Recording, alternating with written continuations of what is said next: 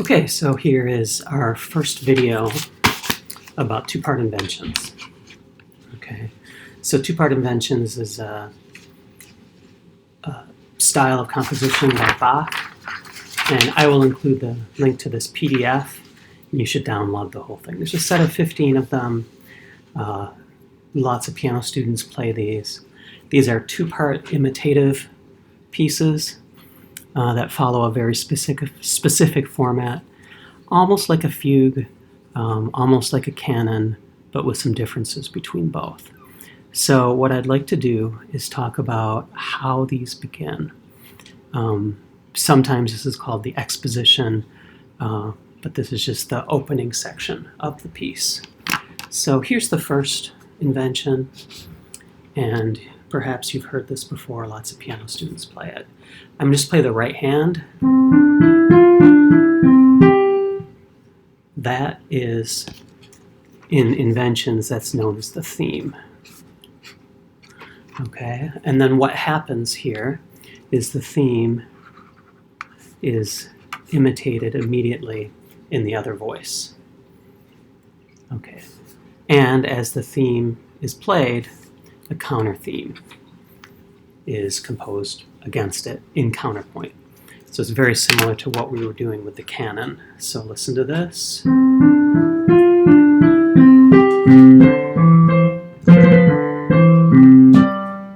Okay, now often, but not always, there will then be a presentation of the theme in the dominant. Okay, so here it is. It was in C. It was on C. Now it is on G. It's not in the key of G, however. You can tell because the counter theme has an F natural here, whereas here that was the leading tone. So this is a theme again, and the counter theme. Now you probably noticed a difference between the canon and this. This counter theme did not get transferred down here. Okay, that's what happens in this piece. That can happen, but it can also be left out. There's a little more flexibility. Okay, so I'm going to play just the themes for you so you can hear how the plan works.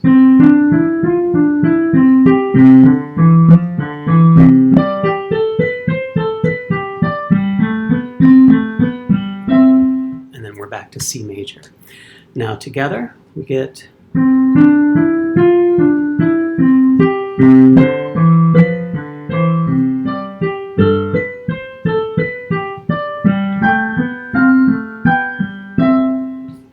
okay, so this is the opening section of two-part invention. If we look ahead, we often have small sections that are expository, where the theme comes in and the counter theme. And if we look through this piece, you can see here we begin sort of a connecting passage. But then I see here the theme comes in again, and this is in the key of G. Single statement of the theme. Okay, and then there is a cadence here. You see this? 5 to 1 in the key of G. And then we have another exposition in the key of the dominant with the voices inverted. So we get the theme and the theme with the counter theme. And here's the theme back down here.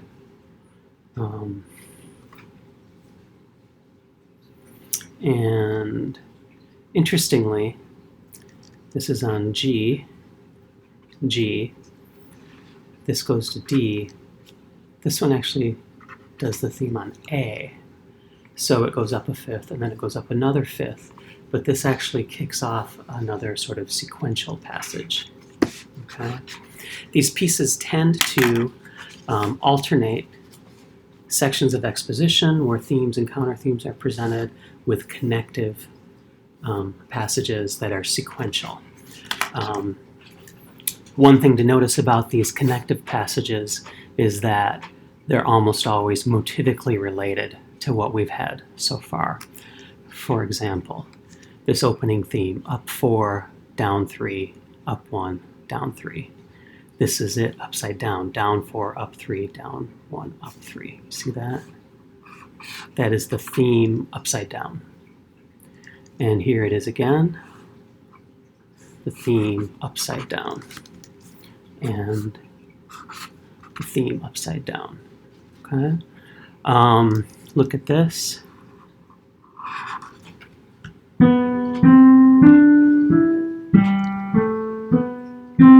Right? That's the first 4 notes of the theme. So we have the theme presented and the first 4 notes unfolding at a slower rate. So you can look through these and virtually everything here will be generated from what's up here. Okay, here's the theme again. And here we get the first 4 notes of the theme extended. Okay, so I would like you to look through the rest of this piece and identify expository sections. Okay, so where it's defining theme and counter theme in a key, and then connective sections, and then look at how these connective sections are generated motivically. I just want to play a little bit of this. I'm not going to play the whole thing. Of course, you should go and listen to it, and you should hack through it at a keyboard yourself. So here again, we get the theme.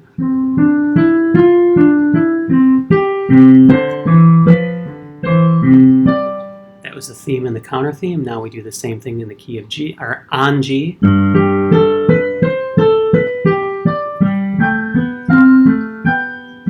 And now a sequence, a connective passage.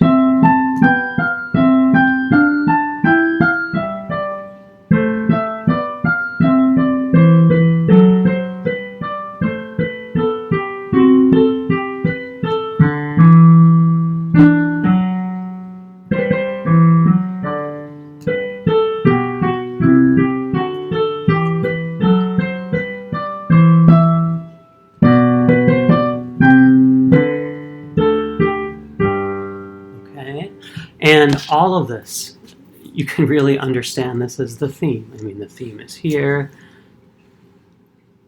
This is the theme upside down. And then we just take this last part and string it out for a really long time. And then we come around to a cadence. Then we get our expository section in G.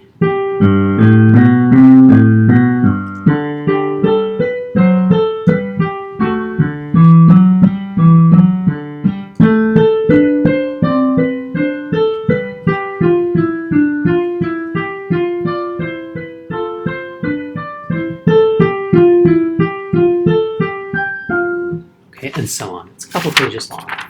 So I'd like you to look through this one, find the theme, see how the overall structure lays out. Okay, so that's the first assignment related to this. I would also like you to look at invention number 4, I believe it is. Yes. Okay. And I don't want to do anything on this for you, but I'd like you to look at it, identify the theme, identify the counter theme, and then sort of map out the structure of this piece. I'd like you to take some time to do that, and then I'll make another video and we'll walk through it together. But it would be good if you spend a little bit of time to figure it out on your own. Okay, so that's the first step in our exploration of two-part inventions. The next thing we'll do is we'll analyze this one, and then we'll talk about writing the opening section of an invention. Okay, so that's where we're going over the next couple of videos. All right, thanks.